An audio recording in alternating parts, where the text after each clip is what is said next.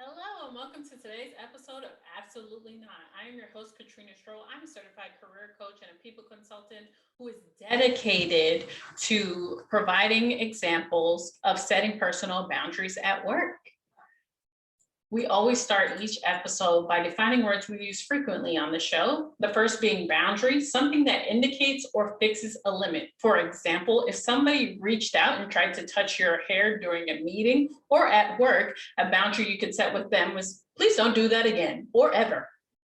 Gaslighting, to manipulate someone by psychological means into questioning their own sanity. For example, if your ideas keep being glossed over at work constantly, and then all of a sudden your manager says, it feels like you're not contributing to the team. Is there a reason you're not doing that? That's gaslighting. Dismissive, showing that something is unworthy of consideration. For example, if you in that same conversation or maybe prior, you have given your ideas constant numerous times in meetings, and they say, we're not really feeling that right now. We're probably going to go with Jim's idea for now, but keep plugging them on and doing what you're doing. That's dismissive. Today's episode is titled Black Woman Leading. And I know I have several guests on here that fit that description, so I'm really excited to talk about that today. My special guest today is Laura Knights. She's an executive coach, speaker, facilitator, and licensed clinical social worker with 17 plus years of experience creating personal and professional development programs that have touched leaders all over the world. Whoa. Her expertise and background in business, human resources, adult education, and social work uniquely equip her to teach others how to deal with both the head work and heart work required to succeed at work and in life. Wow. Laura is the creator of Black Woman Leading program and podcast, and the founder and lead consultant for Knights Consulting LLC, a leadership development consultancy that provides customized training and coaching programs to create more confident leaders and high-performing teams. Laura is a teacher and master strategist at heart. With all her endeavors, she always aims to fulfill her why, which is to educate and empower people so that they can uncover their full potential, walk boldly in it, and create their own legacy. Thank you so much for being here today. Thank you for having me. Excited. I've been watching you on LinkedIn, so excited to be on the stage with you today. Oh, and I'm excited for you to be here specifically because of the work that you're doing. Could you talk about what inspired Black Woman Leading? Yeah, before I started my current consultancy working in organizations doing leadership work, I was actually a small business advisor for Black women founders. And so for about 6 years, I ran a program called Dream Builders Mastermind. And it was all about helping new Black women founders not only grow their businesses, but also build up that confidence so that they can really put themselves out there. And so I would always kind of have a foot in corporate consulting. I always did it, had a foot in it, but it wasn't my full thing like it is now. So I was on a plane one day going to a speaking engagement, and I actually wrote, this was 2017, I actually wrote the outline for Black Woman Leading on the back of a napkin. And what encouraged me to do this is that at the time of working with founders, all of about 99% of my clients were what I would call corporate refugees. They were women who had senior managers who had worked in corporate, got tired of some of the things you talked about, gaslighting, being dismissive, and for their own kind of emotional wellness and personal reasons, they end up launching and starting their business.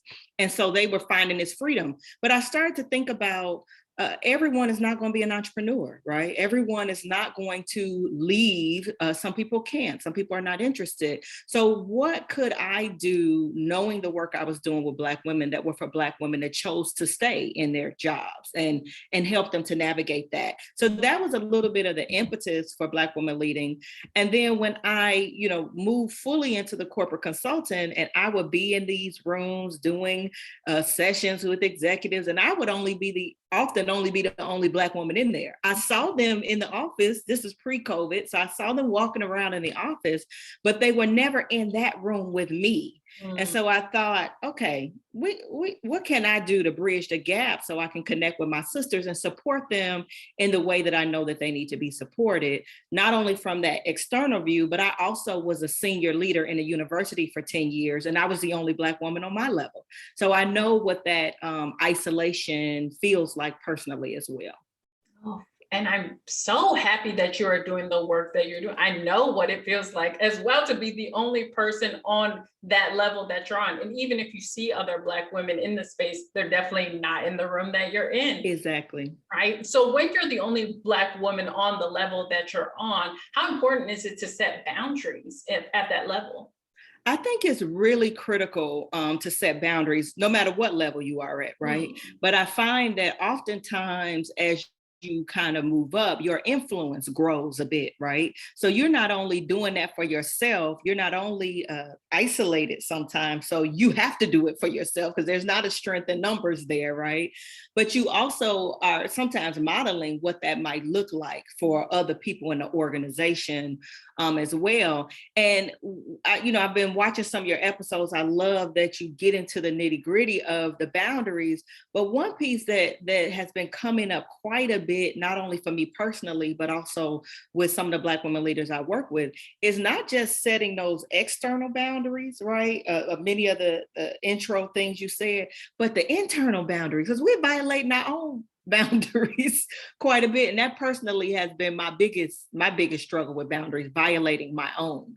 I've always been good with like checking other people Mhm. on not violating mine, but that boundary for yourself, respecting your own boundaries too. We got to get into that as well. Ooh, and we will get into it today. I'm so excited about this. So that internal check, when was the last time you had to do a really hard internal check with yourself? This morning. Oh. This morning. I mean, I'll say this and I'll just be transparent. One of my biggest challenges professionally is that I'm a recovering workaholic. And Mm. so I had to do my work, therapist aided, right? I had to do my work to learn that achievement is not my identity, right? I was always the valedictorian, the quote unquote golden child and all of that. And I don't think it was my parents that really put that in. They were always a try your best kind of parenting. But I think it was the positive reinforcement of, being smart and doing that. You wanted that. You wanted to keep getting that. So I think going to the college that I went to too also, built that into me as a young adult. But I had to do some work to really understand that, striving for excellence is one thing, right? We all want to strive for excellence. But really managing your own expectations, perfectionism. I mean, it's all a byproduct of capitalism. I mean, we get into all of that, but having to do my own work of setting boundaries, of taking care of myself, listening to my body when I'm pushing it, too hard. That hustle mentality as an early entrepreneur, that grind, we don't sleep, all that foolishness. Early on as an entrepreneur, when I was younger, I had to battle with a lot of that. So that's really been one of my biggest personal struggles with boundaries, like respecting my own. Oh, and I just want to Yeah, repeat, achievement is not my identity. exactly. Oh my gosh, I want to cry just saying that because I think so often, Yes. specifically Black women, we think Yes. that it is a badge of honor to just continue to grind, to hustle. Black excellence is out there, Black girl magic is out there. Yeah. So it's so important to have those internal checks. How often would you say you have to do an internal check? Is it daily? Daily, a couple times a day. This was what I did this morning. This was my check this morning. So I'm on a personal health journey, right? And trying to improve my health. I want to lose a little bit of weight, but outside of vanity, I see what some of the health outcomes are with women in my family as they get older. And I'm not going out like that. I'm just not going to go out like that. I cannot. I have two young children as well, so I'm trying to be a model. So I have been really trying to be consistent. I walk every morning. I went to see my chiropractor this morning, but I had a couple of deadlines on me. So I had that moment this morning where I was like, you know what? Nah, I'm not going to do the walk because I got to get this done. And I had to like really check myself like, homegirl, no, no. because the time you would walk, it still wouldn't be done, the deadline. So you have to, like that, really putting yourself first. And I think, some of that is a cultural thing, some of that is a role thing. Folks who are parents might be able to identify with that, and some of that is like a deeper thing that I've had to deal with, like identity, always being number one, always achievement. And those things have served me really well in my professional life, but I've suffered for that too. And I'm, in a place of really getting that together for myself now. Oh, and I'm so happy for you that you're able to get yourself together now. I love that boundary of being able to say, hey, we're not going to hit it anyway. Let's take care of ourselves either way. But what does that conversation look like when you have to talk about that deadline to the client or the person involved?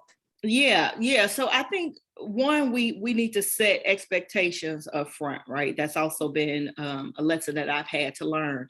So I know that I'm the person that I am a serial optimist, right? I will often say, yeah, I can get that done by that time. And I could if I didn't sleep and if I skipped my walk and if I, ate my dinner at the computer, right? And so I think first up front, this is a little bit of managing expectations. So one of the things I try to do is build in a cushion. I try to manage expectations up front. I try to let people know ahead of time when I am not going to be available so that they will not make their emergency my emergency in that moment. So that's pre-work, right? But I think in the moment, it's really a negotiation skill, right? And so sometimes it is being able to accept the consequence when you've assessed this is not going to work and they're not going to be happy about it. I mean, I'm not going to hit the deadline. They're not going to be happy about it.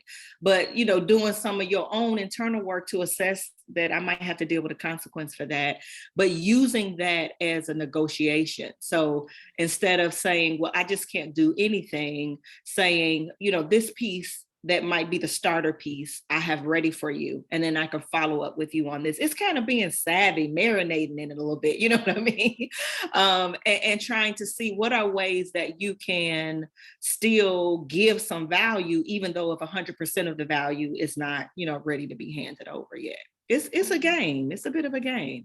And I'm not going to lie to you. You used a lot of words that scared me. Use the word consequences, use the word negotiation. And for a lot of my audience, they could be feeling the same way, fearful. What would you say to those people that are afraid of those words? Yeah. Well, one thing I would say, maybe we can call them something else, but maybe we can call them something else. But I mean, if you've ever been in that space, professionally, I've been in a space before where, I didn't hit the deadline. I'm an entrepreneur, so maybe I missed an opportunity, right? So I think one of the things is really normalizing that we have consequences every day in our life, right? We normalize that, right? And I think when we can normalize these regular experiences and remove the power from them. So one of the mindset things I had to do in even, moving out of this workaholic kind of space is understanding that absolutely there are consequences, but it's an opportunity cost. So yes, I may have to tell the client, I'm going to have that to you on Friday instead of Thursday. And that's rare. I usually plan ahead and, meet my deadlines with my clients, but it happens. I'm human. But the consequence is if I went ahead and did it and I didn't do that walk that helps me to decompress and start my day right. So now I'm wound up the whole day during the work. I bore the brunt of that consequence. So I think it's understanding that's a flip side of everything and really removing the power from that, right? So consequence is a word, right? That does not have to dominate over you. It is what it is, right? And you have experienced and endured consequences before, and you still here. You alive. So I think it's about, kind of mindset too, and removing some of the power from some of those words too. Oh, I love it. And I love that in the sense of boundaries. Whenever I bring up the topic of boundaries for with people who have not heard that term before, or gaslighting or dismissive behavior, they immediately see it as a negative. They immediately like, oh, this girl's trying to do some stuff that I've never heard of. And I have to remind myself constantly, that has nothing to do with me. I know Nothing to do with you. I know Yep. exactly what that is. Yep. But yet there are people out there who are fearful of that, just like they are fearful of those words, consequences, and negotiation. Yeah. Could you talk about a time so that the people in my audience can kind of see where this fear is rooted from, that those consequences were not so positive?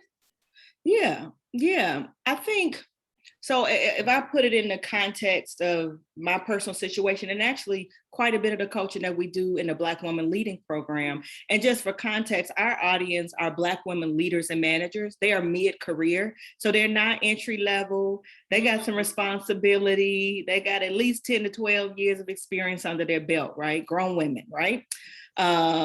So, when we talk about, let's say there's a consequence that hasn't been good, and then how do we navigate that? I think one of the key things that I've had to do, and also that we teach in the program, is about really understanding the rules that you live your life by, and understanding that you can reset those rules, right? So in the early part of this journey of me kind of detaching my identity from my achievement, one of the rules were, if you didn't hit every deadline, if everything wasn't, perfect, then you have failed. You as a person are a failure, these kind of things. Now, we aren't necessarily saying those harsh things to ourselves, but that's often how we're operating, right? That's often how we're operating with the disappointment, the stress, the anxiety that we feel around those things. And so one of the things that I have had to do is reset my rules, right? What rule? That rule is that if everything is not 100% perfect, then it's just throw the whole thing away. That's really what that rule is. But when you really reflect on that and you reset the rule, right? And now a lot of my rules are about self-compassion, right? So it's not that. It's that I'm the bomb at what I do. And as a human being, there are going to be times when we have to push back a deadline. And when I have reset that rule, that mindset rule, then that thing cannot destroy me when it happens, right? It's just kind of like, okay, I got to deal with it. And what do we do to move forward and fix the problem? And you move forward. So it's kind of back from like stripping some of the power from some of those consequences. Now, I've never experienced being terminated from a job or anything like that. We have had some of our participants that have experienced that though, and that's devastating, right? And so in those moments, they have had to reset some rules. They've had to reflect and acknowledge the part that they can own, because there are parts that we can own, and acknowledge and say, yeah, I did that, and I have to own that. But there are also parts that we can let roll off and move forward to what our next thing is. So when I say negotiation, that's what I'm talking about. Oftentimes it's a self-negotiation, negotiating what things can I let go? What things do I need to take forward with me? What thing do I need to check myself on? Because I was wrong on that, right? I think it's a little bit of all of that. I love it. So many internal boundary examples you have given us in this very episode. I'm so excited about it because so often I talk about on this show the boundaries we can set with people at work, but even in that workplace, once you feel like a negotiation is coming up, you need to make sure you set a boundary with yourself, saying, okay, I'm not taking all of this on. We're going into this conversation in mind that this is a relationship, two halves to a whole. Let's get it together and move forward. Yep. And what am I willing to give, and what am I demanding? What am I requesting back in return as well? Oh, I love it, man. And it's so amazing to see that you are passing on these skills to other Black women who are going to be able to be in these positions and have the skills they need to communicate their boundaries. Yeah. Oh, so you talked about the ability to set these internal boundaries. You've also talked about your therapist a little bit. Shout out your therapist. But what else has kind of helped you to move from looking for achievements all the time to the boundary-filled person you are today? Yeah, I think some of it is kind of natural consequences too, right? And that's my parenting style as well, natural consequences. But it is you have done, violated the boundaries, or sometimes let other people violate the boundary. And you have to sit in that, sit in what it feels like, sit in the disappointment, sit in the stress of it. And doing that, you realize, oh, this don't feel good. And I don't want to do that. So it's not about like everybody's proactive and people are able to cut it off and not have their boundaries violated. No, sometimes we don't get it right. Sometimes we didn't speak up in that moment. Sometimes we did do the work instead of do our walk, right? And it's the natural consequence of really feeling that and knowing you don't want to feel it again. Right. So I think that has been a thing. Another thing that has been huge for me, not only as a mental health practitioner, and starting my career in that way, but my father lived with mental illness. He is not with us anymore, but he had a few diagnoses. And my father was really so, he was just so, he held his own boundaries up. That was really a lesson for me. He used to say, from the time I could remember, like 5 years old, he used to say this to me. And now his words come back in my head now. But he used to say things like, put yourself first so you can put others before you. Ooh. He used to say that all the time.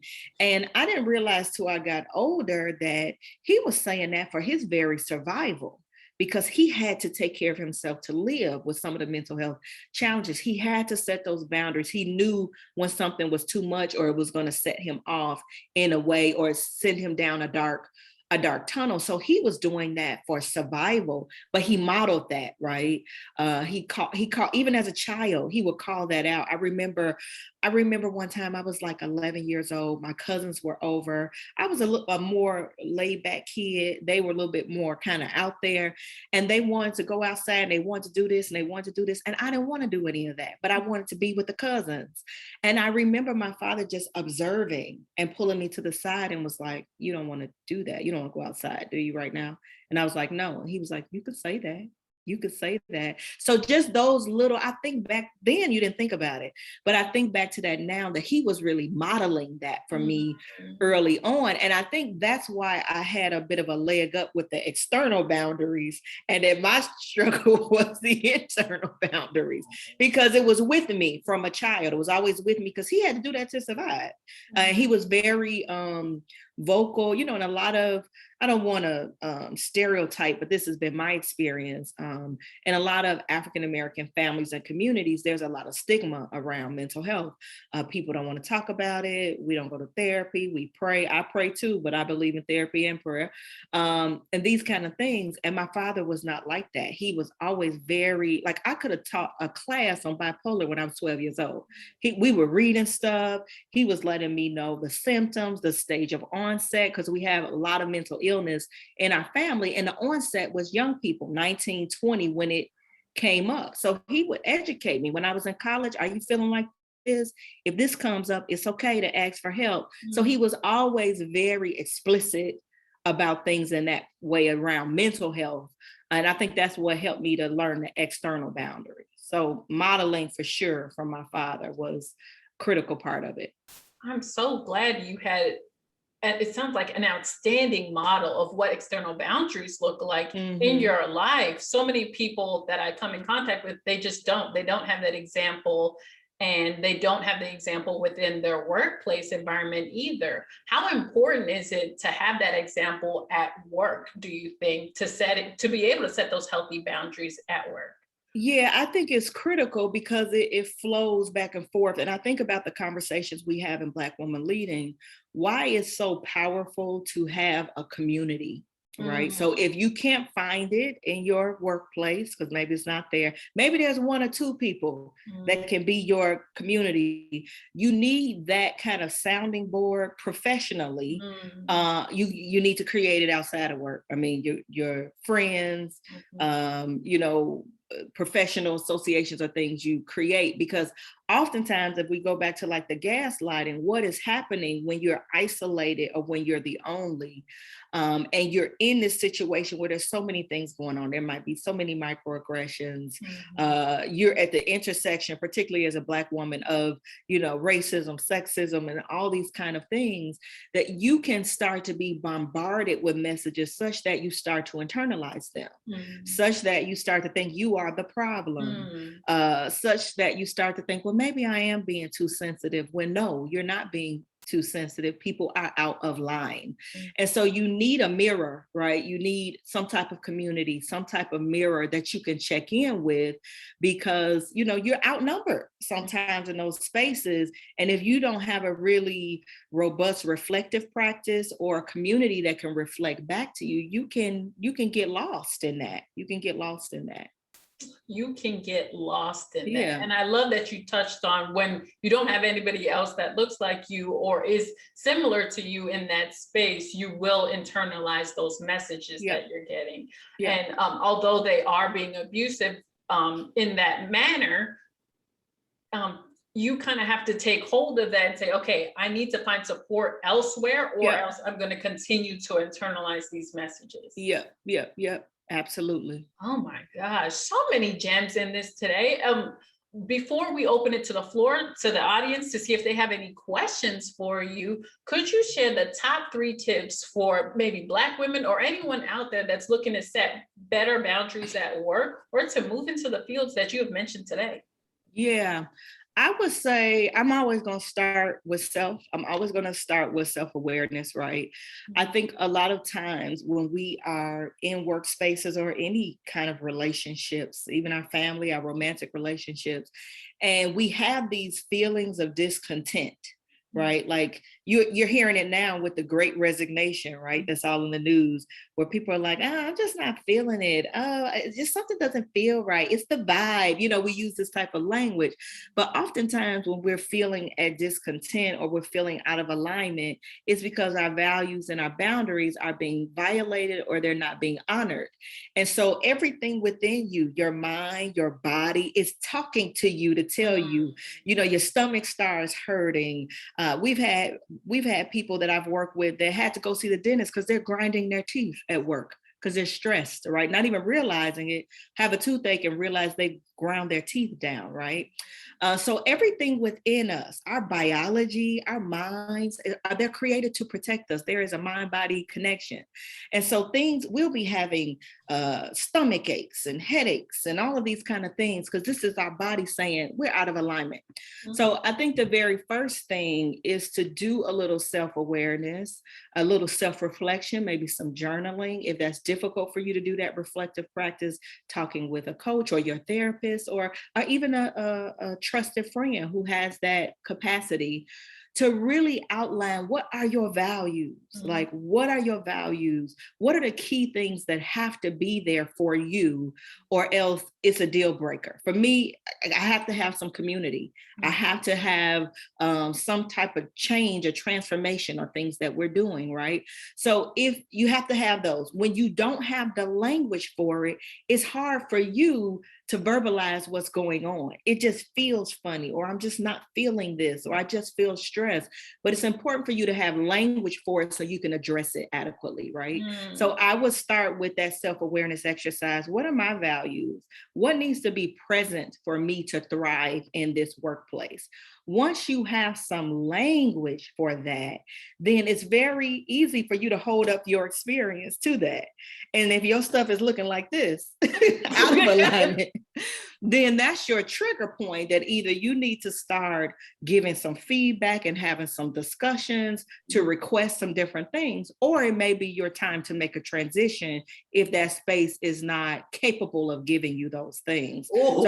So I would always start with that self-awareness piece. And then it comes to like holding up against. When you do that self-awareness piece too, it could also help you to identify why you are having certain conflicts at work with certain people, why you are feeling unfulfilled in a role. It all starts with you. It all starts with you, and that's going to be different for different people. So I would start from there and then get to holding that stuff up to your list. Oh, I love that. I love that so much because it speaks to boundaries. Boundaries for me is self-advocacy. You're Yep. being your first line of defense, and your ability to, like you said, use the vocabulary that you have to communicate those boundaries is how you're going to see whether or not that organization is able to deal with your healthy boundaries and the Yes. values that you have to uphold. Because if you set a boundary there and they immediately cross it, or they continue to cross it, and they say, or they dismiss you and say, that's not what we do here. We don't care about racism, sexism, Yeah, none of yeah, that. yeah. Yeah. Then you'll And know. and if you're not clear on it, so it goes back to those rules. If you're not clear on it, then how can you communicate it? How can you hold somebody else accountable to upholding it? And then the other piece I think that's really important of boundaries, because this is a reciprocal process, you have to respect other people's boundaries too. So you will find that people who have not done their own boundary work are more likely to violate other people's boundaries as well. So we don't want to be abusing people either because we haven't done our work as well. Oh, I just want to touch on that really quick because there are a lot of organizations where you'll set healthy boundaries and they've never come in contact with that before. Yep. Their organization is built upon no boundaries. That's Yep. the culture there. You call me whenever you want to. We don't stop work until the job is done. All of that. Yeah. So, but just because they don't have boundaries doesn't mean you won't set yours, and don't abuse their lack of not boundaries, I guess. Yeah, and I mean, part of it is you putting systems in. So it may not be that you actually have to address it. I used to work for a place like that. And I started to put systems in, like if I was on only work to 5 o'clock, I put an autoresponder on my email at 5 o'clock, right? Or that I'm out of the office, I'll return tomorrow. Now, in another place, you may not have to do that. You just go home and come back. But if you know that people are expecting you to respond at 9 o'clock at night, that in meetings, I would say we're working on a project. Let's say it's Wednesday. I would say, okay, I just want to get some clarity on what needs to be completed by Friday because I don't work on the weekends, right? So it's not necessarily that you have to call them out. It's you just have to state what yours are, and people will kind of get in line or not. You might have to repeat it a few times, but it's kind of like the other thing my father used to say is be a thermostat and not a thermometer, right? So set the temperature, and people either have to rise up to that or come down. Where you're a thermometer. If it's hot, you hot. If it's cold, you cold. But no, I'm at 70 degrees. So if you wanna kind of get with me, you need to come up.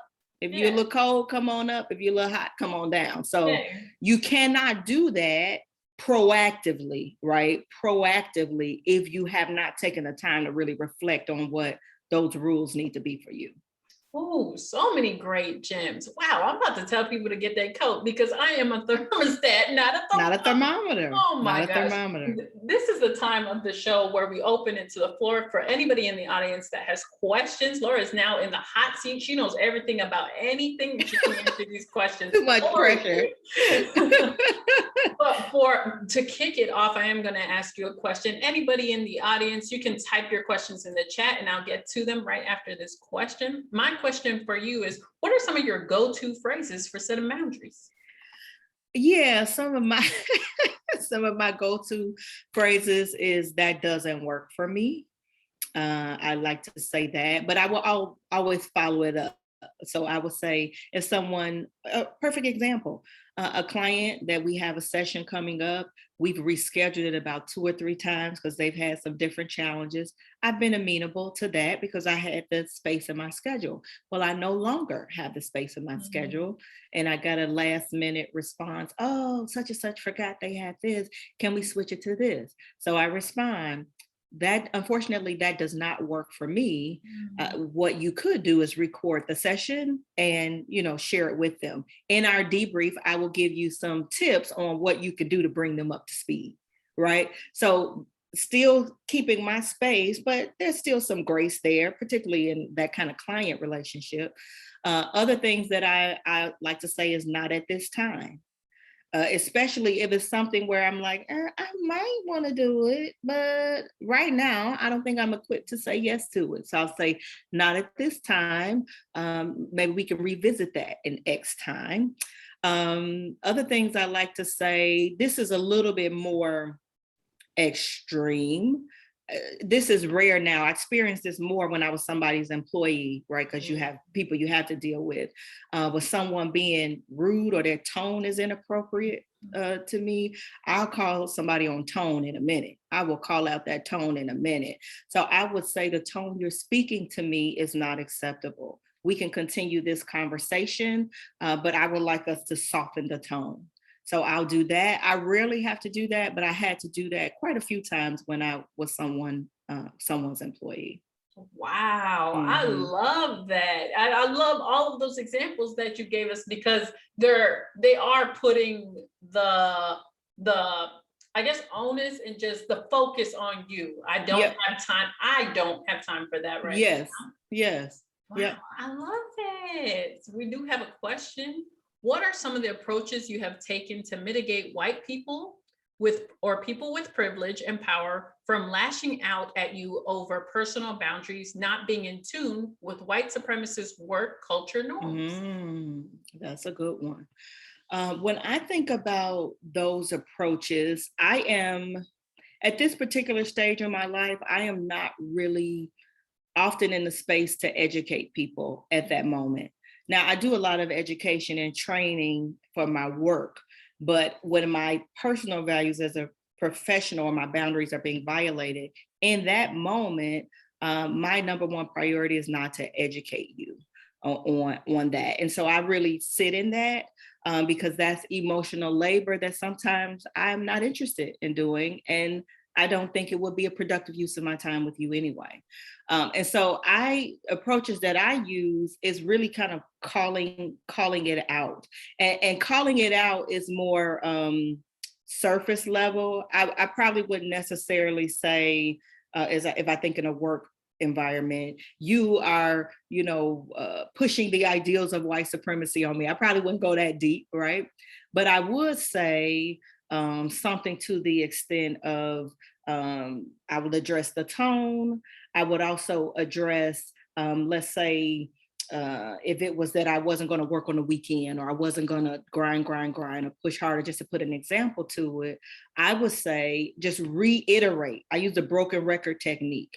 Reiterate what my boundary is, because I have kind of removed myself of trying to make you understand. I think at one point in my development, it was a very much a trying to explain and make you understand. And I found that people want to do what they want to do oftentimes. And so I'm going to release myself from that kind of emotional labor. So I will use the broken record technique. Now, this requires a mindset thing, right? Because you cannot internalize what they're saying. So you have to know that problem is theirs and not yours. And that's not your problem to solve. But what we can discuss here is what the boundary is. So as I stated, I will not be able to reschedule. Here are the options. What would you like to do? And I might say that 2 or 3 times. Again, I am not available at that time. And I will continue to do the broken record technique until they get the message that I am not budging. Now, other people will take a different approach, no judgment on that. Some people will really engage and go into the education piece and all of that. I do that sparingly these days, only if there's really some insight that a person wants to learn, that a person wants to engage. And oftentimes, if a person is adamant about violating your boundary, they are not willing to learn. And so I am not going to expend that type of energy. So broken record technique. Say the same thing over and over and over. And just a point about broken record technique, it is going to be harder for you initially than it is for the other person. So here's an example I like to give in Black Woman Leading. Let's say, this is a silly example, but just to illustrate the concept. Let's say, okay, my name is Laura. Let's say you've been calling me Lucy for the last 5 months that you know me. You thought my name was Lucy, you called me that. I didn't want to make a big deal about it, so I just answered to Lucy, every time you say it, right? But let's say I have a moment of awareness and I say, you know what, this is foolish. Why am I letting these people call me Lucy? And so then I say, excuse me, my name is Laura. People are going to look at you like you're crazy the first time that you set that boundary, right? And they might say, okay. And the next time they'll come back and call you Lucy, you're going to have to say again, no, if you recall last time, I called you Laura. My name is Laura, rather. So it's the type of thing that it's usually a little harder for you initially to do the broken record technique and keep saying it. But eventually people get it. They do get it. And they either roll their eyes and don't engage with you, or they respect what you are asking them to do. So just a little example on that technique.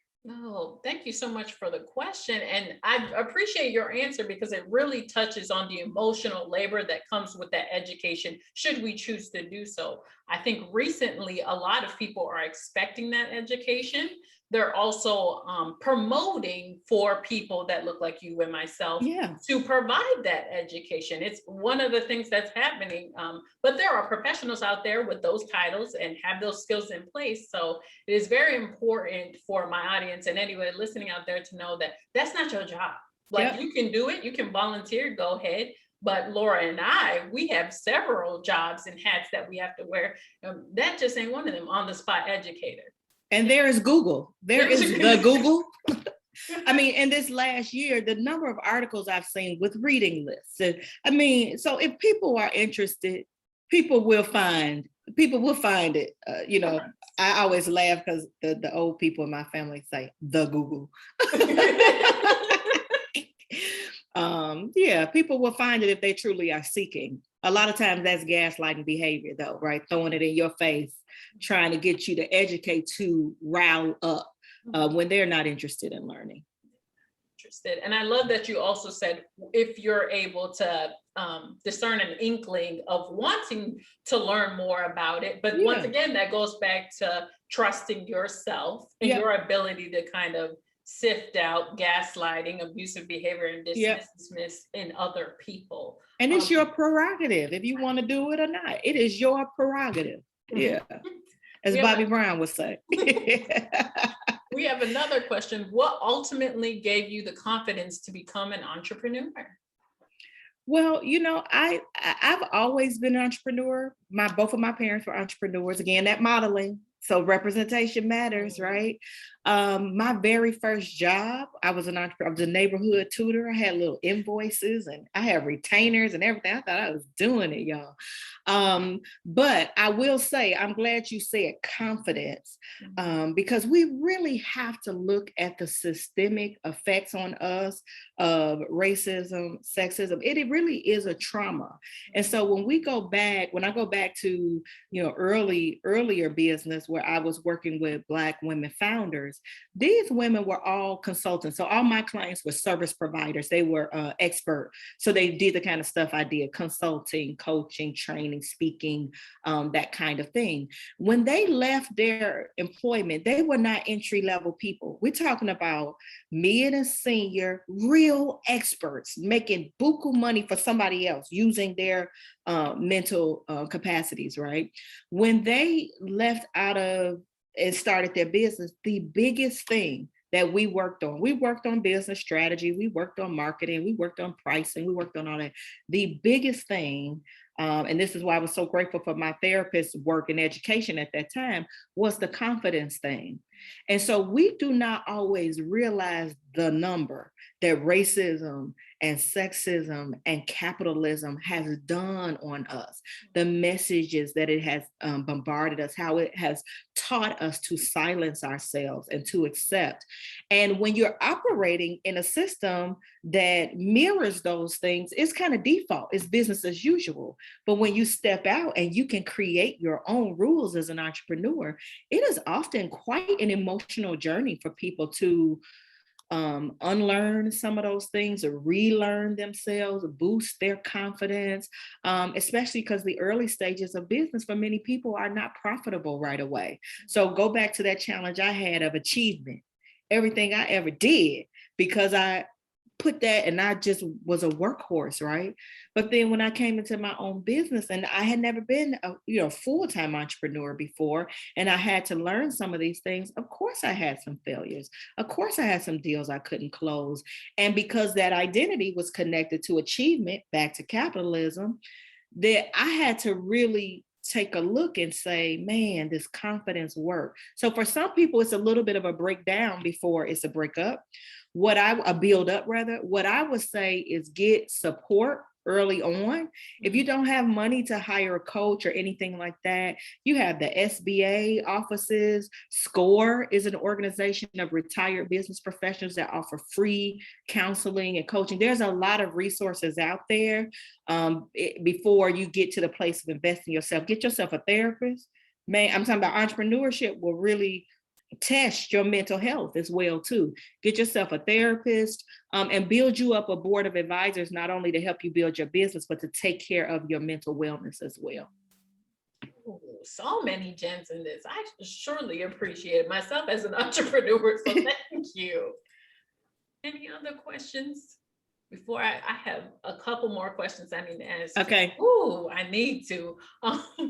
Have you ever crossed people's boundaries while at work?